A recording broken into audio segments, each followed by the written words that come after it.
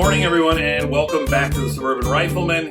In the upcoming shooting season next spring and summer, I want to do a couple of head-to-head videos where we shoot different precision rifles against one another. And so I've been working diligently trying to get a couple of rifles sighted in and ready to go. The one I've been working on most recently is this rifle, the old Colt MT6700. My dad bought this back in the 90s. I talked about it at some length a few months ago, or maybe about a year ago, when I was ranting about Nikon's decision to stop manufacturing rifle scopes. So I talked at some length about the rifle, and I believe I described the scope a bit as well.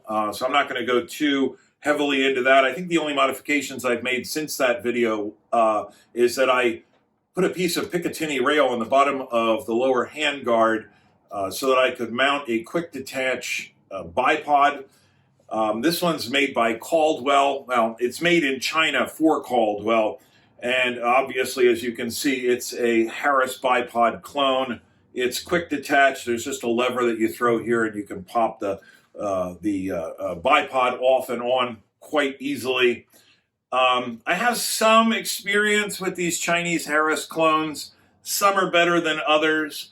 None of them is up to Harris quality, but and I've had a few Harrises over the years. Actually, I don't think I have one right now. But anyway, Caldwell is said to hold their Chinese manufacturer to a bit higher standard than some of the no-name brands out there. So I decided to go with Caldwell. I've had good luck with Caldwell products in the past. This video is going to be a little bit different than some of the others I've shot. I had originally intended to shoot this video in its entirety at my club yesterday morning, and I put all my gear together and I went to the club, and it turned out the club was a madhouse. I mean, it was just a hive of activity. There were RSOs all over the place. They were doing new member orientations, new member range familiarization, safety checks. And it was a beautiful day, unlike last weekend when it was cold and windy, and I took the SSG-82 out to shoot it. Yesterday was dead calm, about 50 degrees. It was beautiful for December in Pennsylvania, and there were a lot of guys shooting. And I have a bit of a quirk. Some things that really bother other people don't bother me at all. I can speak publicly to hundreds, probably thousands of people without becoming self-conscious. I can speak to the camera without being overly self-conscious. I can take what I film and broadcast it to the world, obviously. But for some reason, I can't talk to the camera in front of other people or when I'm surrounded by people I don't know. I feel like one of those dickheads who sits in Starbucks with their laptop typing the great American novel for everyone to see. I just feel like an ass when I talk to the camera in front of people I don't know. So basically, I set up the camera, and I've now condensed about 60 minutes of footage down into about 8 minutes of footage. Hopefully this doesn't bother you. There's a bunch of jump cuts. I did some sort of smooth transitions when there was a big change in what I was doing, but I'll just describe now what I went through yesterday. I got set up. I shot the rifle at 100 yards at paper. It was high and to the left. I couldn't see exactly how high and to the left, so I transitioned while I was waiting for some guys to get done shooting so I could clear the range and go look at my target. I transitioned to shooting steel at 240 yards.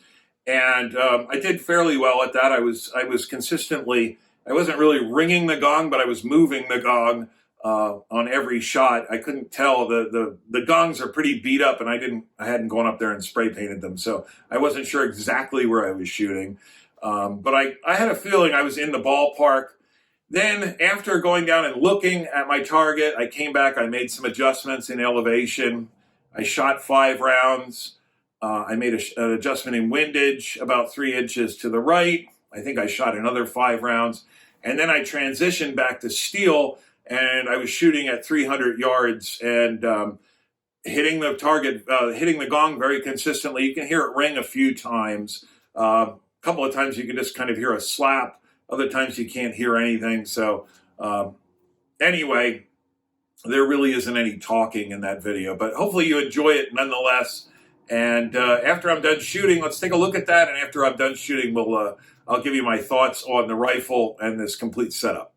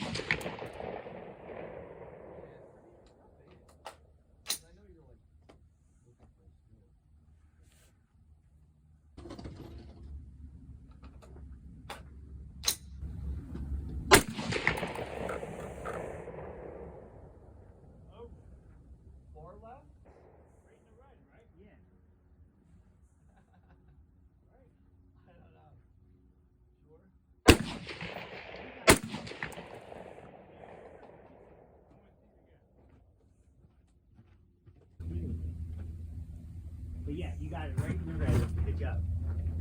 Now.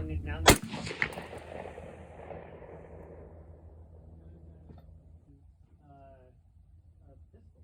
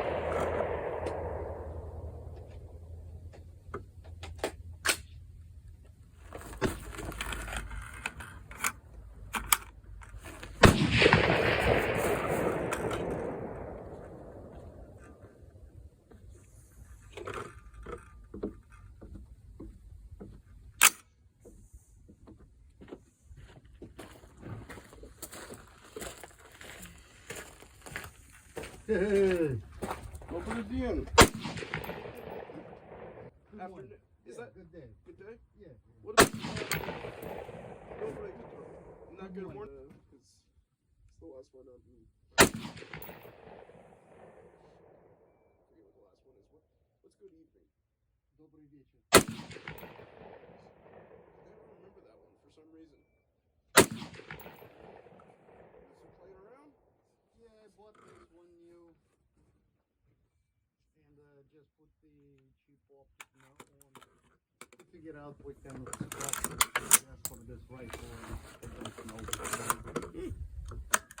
With this one, I have nothing but the problem. K229, and I forgot the mag. Yeah.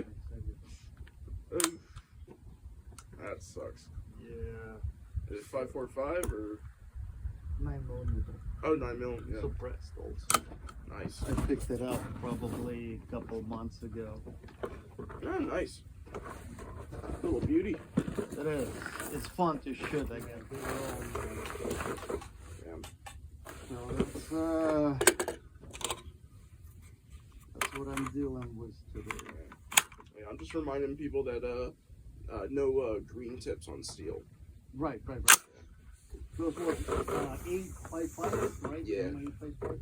Yeah, I think they're supposed to go through soft armor, but unfortunately we tried a test with some not shitty steel, but just turned it around, shot it in the back, and it dimples it pretty nicely, and if you hit...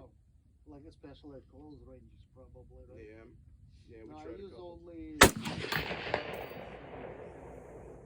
jeez. years. Those the ones that I use. According to the years. This is 6.5, isn't it? Yeah. I was gonna say, I always remember they have fat and then real skinny. Pretty petty. It's yeah. Wanna try? No, I'm okay. But that's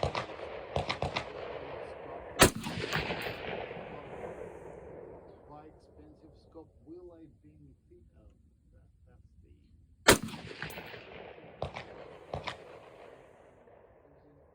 Right. that's the Springfield. That's the one to make it. Maybe put a mid-grade on it. That way, if you don't use it that much, you're not at a total loss, but Right. you'll still yards. That's what I see. Like guys, they use it here at $2,500 scopes, and I can buy it. But will I Use it. that because it's a lightweight? It's as you shoot it. It's just because so light. So from what shooting, I haven't shot much. Only probably a little over 100 rounds. Okay. Actually, 100 rounds roughly right now. And I still can have a feel of that. I'm shooting it off stand. But offhand, it's also nice. And I think it's going to be like more. Into it, but I just don't have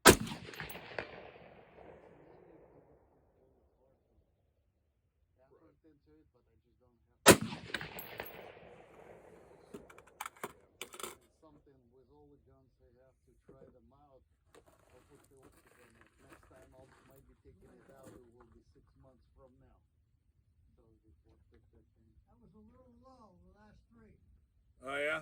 Hit about that far down When below. Oh, okay. this month or next? Thank you. Wait, say what? When is the membership? The other renewed? one. This month or next? So all in all, I was very pleased. This new Caldwell bipod did exactly what it was supposed to do. The Picatinny rail that I attached to the bottom of the handguard is still nice and tight. I believe this was made by Blackhawk. I'm not sure if they still make these Picatinny rails, but they're sort of wedge shaped. They're designed to be attached to traditional handguards. Not too many people are using traditional handguards anymore. I had this one left over from an earlier project. They came in a pack of 2, so I don't know if this is still available, but I've been very impressed with it. The Nikon scope, no surprises there. This thing worked fantastically. It did take a bit of sighting in. As I said, I think I was about 6 inches high and about 3 inches to the left when I started, but I managed to get it zeroed rather quickly. And I wasn't really shooting for groups yesterday. I was trying to achieve a rough zero. So I wouldn't put too much stock in my group sizes. I didn't bring any targets home with me. My most recent group was about 2 inches. That's not great for a rifle like this that's had all kinds of custom work done to it. But I wasn't really trying to achieve super tight groups.